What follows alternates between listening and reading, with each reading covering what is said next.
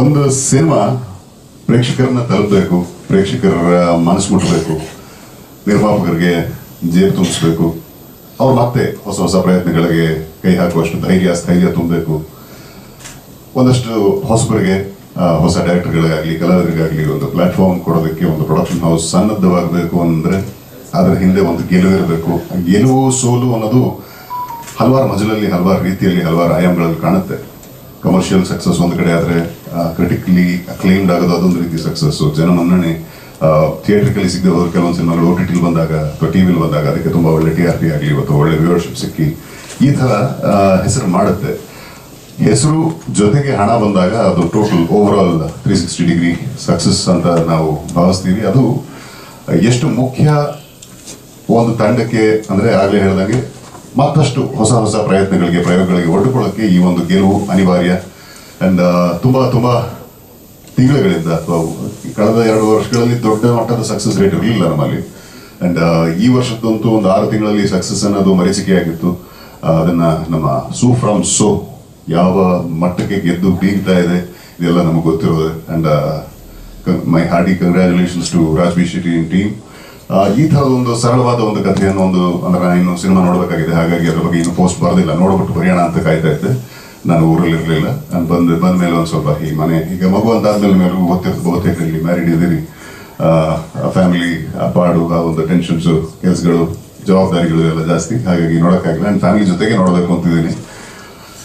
ನೋಡಿದ ತಕ್ಷಣ ಅದ್ರ ಬಗ್ಗೆ ಬರೀತೀನಿ. ಬಟ್ ನಿಮ್ಮ ಮೂಲಕ I want to give them my best congrats and best wishes.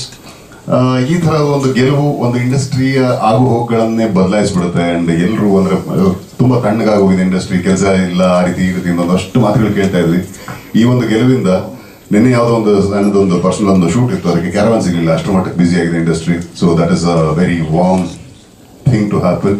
And ನಾವೆಲ್ಲರೂ ಇಲ್ಲಿ ಇದ್ದೀರಿ, ಇದನ್ನು ನಂಬ್ಕೊಂಡು ಬದುಕ್ತಿರ್ತಕ್ಕಂಥ ಒಂದಷ್ಟು ಕುಟುಂಬಗಳಿಗೆ ಇದೊಂದು ಸ್ಫೂರ್ತಿಯ ಸೆರೆಯಾಗಿ ಈ ಒಂದು ಗೆಲುವು ಬಂದಿದೆ. ಇದರಿಂದ ಮತ್ತೆ ಪುಟದೆದ್ದಿದೆ ಚಿತ್ರರಂಗ ಅಂತ ಹೇಳಿದ್ರೆ ತಪ್ಪಾಗಲ್ಲ. ಒಂದು ಇಂಟೆಲಿಜೆನ್ಸ್ ಹೇಳ್ಬೇಕು ಇವ್ರ ಟೀಮಿಗೆ. ಅಭಿರಾಮ್ ಮಾತಾಡಿದಾಗಲೂ ಅವ್ರು ಆ ಮಾತಲ್ಲೇ ಗೊತ್ತಾಗೋಯ್ತಲ್ಲ ಎಷ್ಟು ಇಂಟೆಲಿಜೆಂಟ್ ಇದ್ದಾರೆ ಅಂತ. ನನ್ನ ಕೇಳಿದ್ದು ಇರುತ್ತೆ ಲಕ್ಕಿ ಡಿಪ್ ಮಾಡೋಣ ಆಯ್ತು ಟೈಟಲ್ ಮೀನಿಂಗ್ಗೆ ಅಂತ. ಆಯ್ತು ಲಕ್ಕಿ ಡಿಪ್ ಒಂದು ಚೀಟಿ ಎತ್ತೋದು ಅಂತ ಅನ್ಕೊಂಡೆ. ಈ ಥರ ಪ್ರೆಸ್ ಮೀಟ್ ಆಗುತ್ತೆ ಅಂತ ಗೊತ್ತಿರಲಿಲ್ಲ ನನಗೆ. ಇಷ್ಟು ಟ್ರಿಕ್ ಮಾಡಿ ನನ್ನ ಇಲ್ಲಿ ಕರ್ಕೊಂಡ್ಬಂದಿದ್ದಾರೆ ಅಂದರೆ ಅದರಲ್ಲಿ ನಿಮ್ಗೆ ಅರ್ಥ ಆಗುತ್ತೆ ಅವ್ರ intelligence. There is something in Karle, there is something about ಕರ್ಲೆ.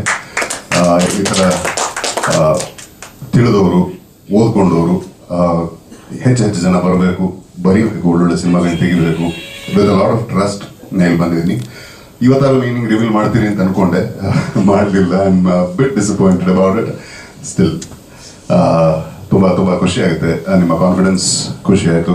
And ಒಳ್ಳೆ ಪ್ರೊಡ್ಯೂಸರು, ಪ್ಯಾಷನ್ ಬಗ್ಗೆ ಕೇಳ್ಪಟ್ಟಿದ್ದೀನಿ ನಾನು. ಬೆಸ್ಟ್ ವಿಶಸ್ ಸರ್, ಒಳ್ಳೇದಾಗಲಿ ನಿಮಗೆ.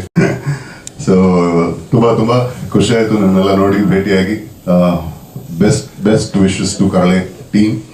ಕರಳೆ ಸಿನಿಮಾದ ಕಾಂಟೆಸ್ಟ್ ಕಮೆಂಟ್ ಮಾಡಿ ಒಂದು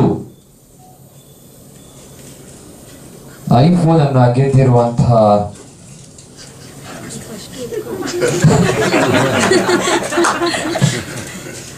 ವ್ಯಕ್ತಿ ಯಾರು ನೋಡೋಣ.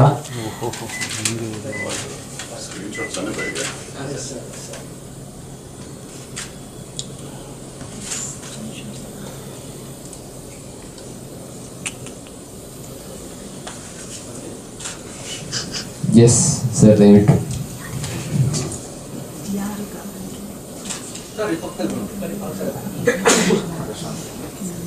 ಅಪ್ಪು ದಟ್ಟಿ. ಕರಳೆ ಎಂದರೆ ಧೈರ್ಯ ಮತ್ತು ಬದ್ಧತೆಯ ಸತ್ಯರೂಪ, ಹೋರಾಟದ ಮೂಲಕ ಬೆಳೆಯುವ ದಿಟ್ಟ ಮನಸ್ಸು ಅಂತ ಬರೆದಿದ್ದಾರೆ. ಇದೇನಾ ಗೆದ್ದಿರುವಂತವರು? ಕಂಗ್ರಾಟ್ಸ್.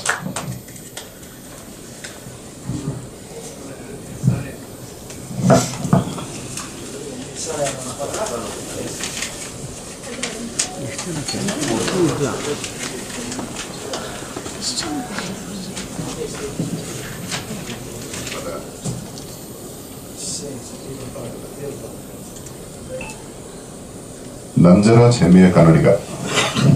ಕರಳೆ ಪದಕ್ಕೆ ಕನ್ನಡದಲ್ಲಿ ಹಲವಾರು ಅರ್ಥಗಳಿವೆ. ಮುಖ್ಯವಾಗಿ ಕ್ರೂರ, ಭಯಾನಕ ಅಥವಾ ಅಸಹಜವಾದ್ದು ಎಂದು ಸೂಚಿಸುತ್ತವೆ. ಕೆಲವು ಸಂದರ್ಭಗಳಲ್ಲಿ ದೊಡ್ಡ ಅಥವಾ ಅಸಾಮಾನ್ಯವಾದದ್ದನ್ನು ವಿವರಿಸಲು ಸಹ ಬಳಸಲಾಗುತ್ತದೆ. ಗುಡ್. ನಂಜರಾಜ್ ಹೆಮ್ಮೆಯ ಕನ್ನಡಿಗ ಮತ್ತೆ ಅಪ್ಪು ದಟ್ಟಿ ಎರಡು ಹೆಸರು. Congrats to both of them. ನಿಮಗೆ ಕ್ರಿಯೇಟಿವ್ ಆಗಿ ಈ ಥರ ಒಂದಷ್ಟು ಪ್ಲಾನ್ಗಳ ಮೂಲಕ ಸಿನಿಮಾನ ಜನಕ್ಕೆ ತಲುಪಿಸ್ಬೇಕು ಅಂತ ಹೊರಟಿದ್ದೀರಿ. ಒಳ್ಳೆಯದಾಗಲಿ. All the best.